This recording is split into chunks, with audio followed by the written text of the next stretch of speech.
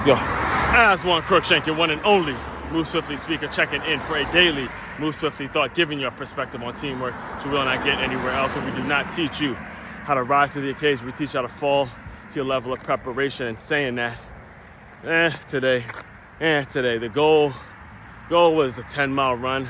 I did wake up a little later, and I did not prepare like I needed to prepare yesterday in terms of what I put in my body. Really only had breakfast, a little bit of lunch, and some late pasta. And that's not gonna get it done for a 10-mile run at this hour when the sun is beaming down. Didn't get my full gallon of water in and all that. So, I've learned to just say, when it's a day that you didn't prepare the right way the day before, and you have a double mileage day planned, you just gotta humble yourself and be happy with 7.26 miles off of the diet I literally just told you guys. So, falling to your level of preparation means when you do fall, you don't hit a goal that day that you previously or that you were going for, you still got to be able to get something done. And that's why you always hear me say, not gonna rise to the occasion. Again, if the race today, let's say I was doing a race today and it was supposed to be 10 miles, I can't just rise to the occasion for the 10-mile race to finish, right?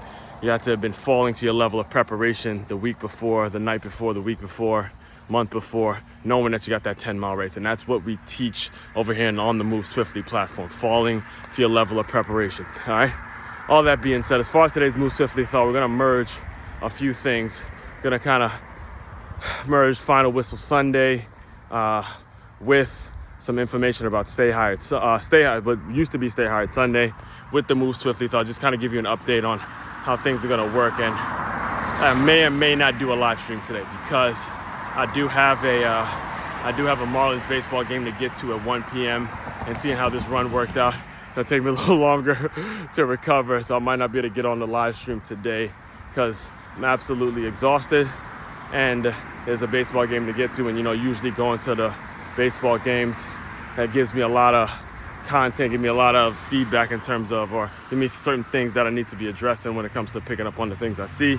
As far as Stay Hired Sunday, we are eventually, when I get back in touch with my good friend Kimberly Blue. Unfortunately, she had a tragedy in her family, which I won't reveal what it's all about, but I'm giving her space and stuff like that, respecting her space.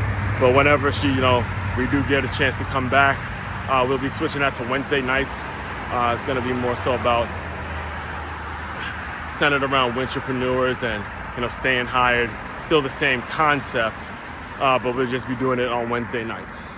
And as far as what we were going to be discussing, what we will or will not be discussing on Final Whistle Sunday, which is what we're replacing. So we're replacing Stay Hired Sunday. I know it may be a little confusing, but forgive me because I'm literally now just catching my breath. But we're replacing Stay Hired Sunday with Final Whistle Sunday.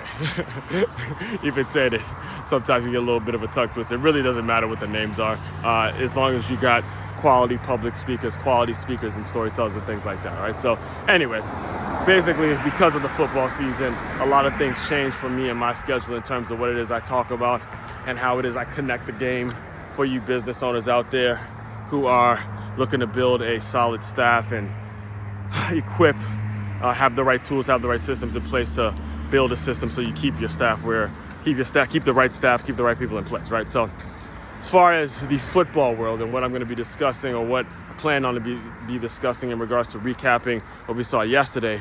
But one, yes, my Michigan Wolverines, they did get a major win. However, I'm not necessarily too excited because it was Central Michigan. The positives, I will say, they finally opened up the playbook. I've been wanting to see them be able to go from 5 wide to pounding the rock. I've been wanting to see them be able to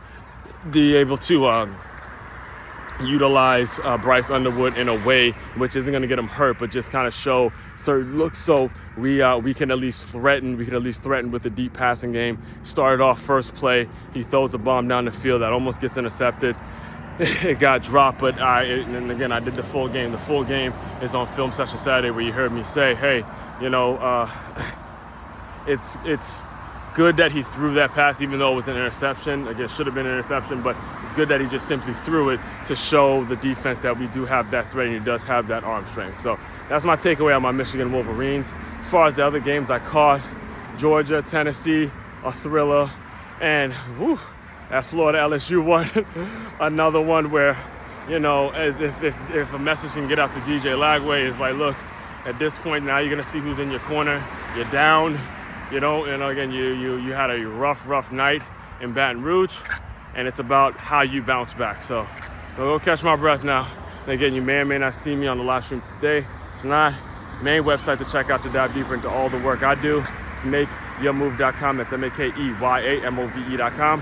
One-stop shop for your teamwork and your self-development needs. As one, Crookshank, your one and only Move Swiftly speaker checking out. You guys continue to move swiftly.